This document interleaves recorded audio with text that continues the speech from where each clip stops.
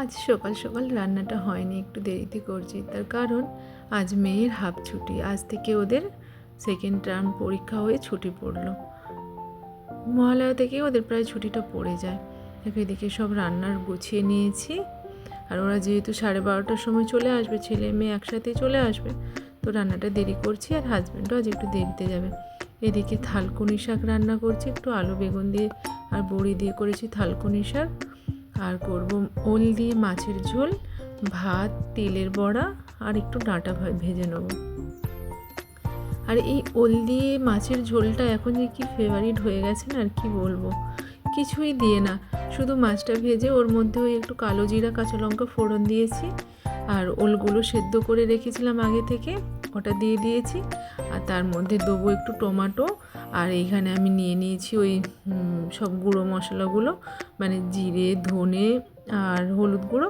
ওটাকে একটু গরম জলে ভিজিয়ে রাখবো। আর এদিকে গরম জলটা বসিয়েছি ওই ঝোলের জন্যই। টাইম থাকলে না আমি ঝোলের বা যে কোনো তরকারিতে, মানে ঝোলেই তরকারি, এমনি সব শুকনো সবজিগুলো তো এত জল লাগে না, একটু জলটা গরম করে দেওয়ার চেষ্টা করি। আমার কাছে মনে হয় গরম জল দিলে ঝোলের বেশ টেস্ট হয়।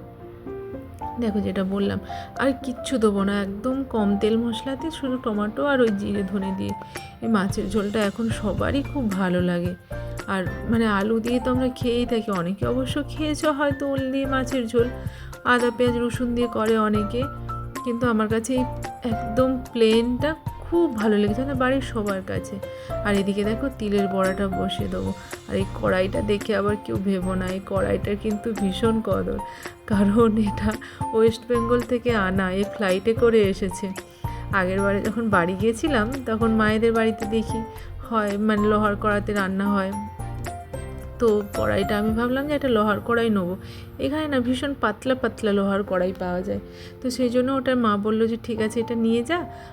মায়েদের সেই নতুন কিনে আর কি রান্না শুরু করেছিল, তো বলে এটা রেডি করা আছে, ওকে তো অনেক কিছু দিয়ে কী সব করতে হয়, তৈরি করতে হয়, রান্নার করার উপযোগী করে তুলতে হয়।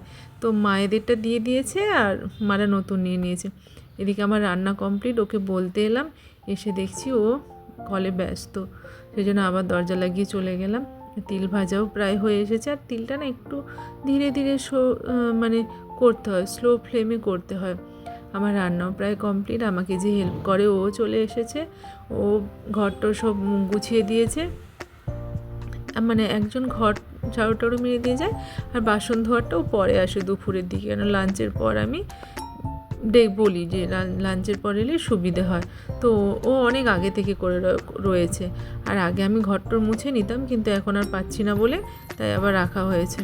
আর এদিকে দেখো আমার রান্নাও প্রায় কমপ্লিট। এবার হাজব্যান্ডকে খেতে দিয়ে দেবো, ও খেয়ে অফিসে চলে যাক।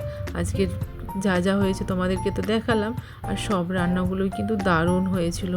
শাক বলো আর মাছের ঝোল, সবগুলোই সবাই খুব ভালো খেয়েছে। আজকের ভিডিওটা এতটুকুই, টাটা।